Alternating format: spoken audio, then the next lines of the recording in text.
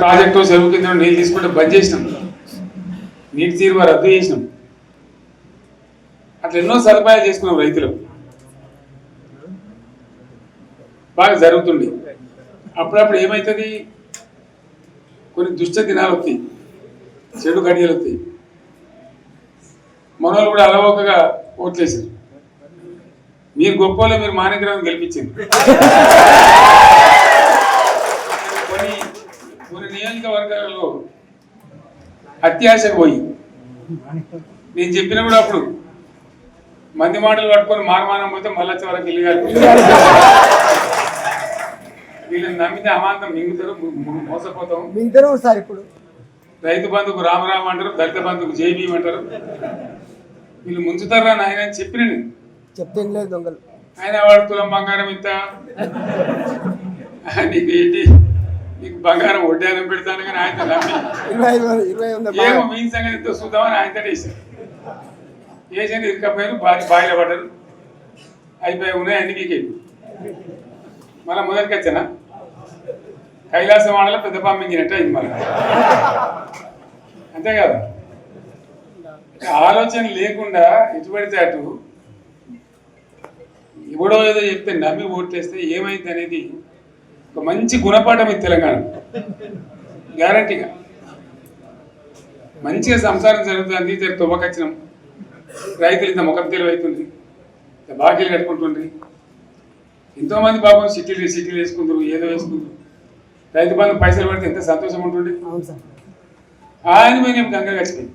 కరెక్టే సార్. ఇప్పుడు వాడు ఇతడో ఏడో భగవంతుని కనుక ఎక్కడ సార్ పోతాదో కొట్టిండు. ఇచ్చినా కూడా మోసమే, ఏదో మళ్ళీ ఎలక్షన్ కోసం దానికోసం చేస్తారు తప్ప కడుపు నిండా ప్రేమ ఇచ్చేది ఇట్లే ఉంటుందా? సర్పంచ్ ఎలక్షన్ పెట్టింది సార్.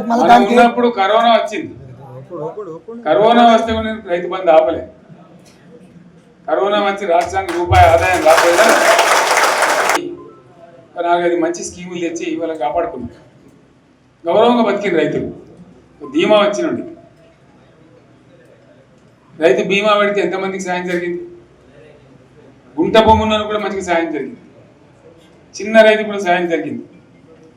అట్లా అందరికి మనం గొర్రెల కాపులకు గొర్రెలు వేయడం కానీ, చేప పిల్లలు కానీ, అనేక రకాల అన్ని వర్గాల ప్రజలను ఎట్లా ఆదుకోని అట్లా ఆదుకున్నాం. మా తెలంగాణ కదా మేము తెచ్చుకున్నాం కష్టపడి. మా వాళ్ళందరూ పైకి రావాలి. కాంగ్రెస్ గవర్నమెంట్ కూడా ముస్లింలో ఓట్లేసుకున్నారు తప్ప ముస్లింలకు మనం చేసిందా? ఇమాం మౌజాన్లకి మన జీతం ఇచ్చిందా? మనం వచ్చినాకనే ఫస్ట్ టైం వాళ్ళని గుర్తించి వాళ్ళని గౌరవించుకున్నాం. ముస్లిం మైనార్టీ పిల్లలకు, మన గిరిజన పిల్లలకు, మన ఎస్సీ పిల్లలకు, మన బీసీ పిల్లలకు ఎంత మంచి రెసిడెన్షియల్ స్కూల్ పెట్టుకున్నాం. అందరినీ కూడా ముందుకు తీసుకుపోవాలి.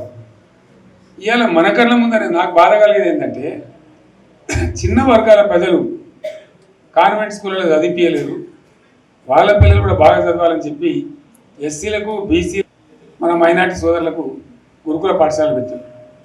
అద్భుతమైన చదువు చదువుకున్నారు. ఇవాళ మొత్తం రోజు బడి పిల్లలు విషాహారము, కడుపు నొచ్చుడు, బాధపడు, పురుగులు అన్నం పెట్టుడు. పిల్లలు వెళ్ళిపోతున్నారు, ఆ స్కూళ్ళ నుంచి ఇళ్ళకి వెళ్ళిపోతున్నారు. తల్లిదండ్రులు కూడా భయపడి తీసుకుపోతున్నారు. ఏం ఘోరం ఇది నాకు అర్థం కాదు. మళ్ళీ ఇది చేసినాడు కూడా ఇప్పుడు మళ్ళీ అదే కాంగ్రెస్ పార్టీ. అంతేనా? మళ్ళీ పాత కాంగ్రెస్ మోపోయింది, మళ్ళీ కరెంట్ కోతలు మోపోయినాయి. వెనకాలం ఇంకేం గతి అవుతుందో మార్చి ఏప్రిల్ ఏమవుతుందో. ఇంకా కరెంటు కోతలు మోపోయినాయి, మంచినీళ్ళు సరిగా వస్తలేవు, అడిగే నాతులు లేడు. ఎవడన్నా గట్టిగా నిలదీసినట్టు వారికి పోలీసు నిలబట్టేయడం. ఇదేనా రాజ్యం? ఇట్లే ఉంటుందా రాజ్యం? ఎందుకు వచ్చింది ఈ పరిస్థితి చెప్తా. నాకేం గుర్తులేదు.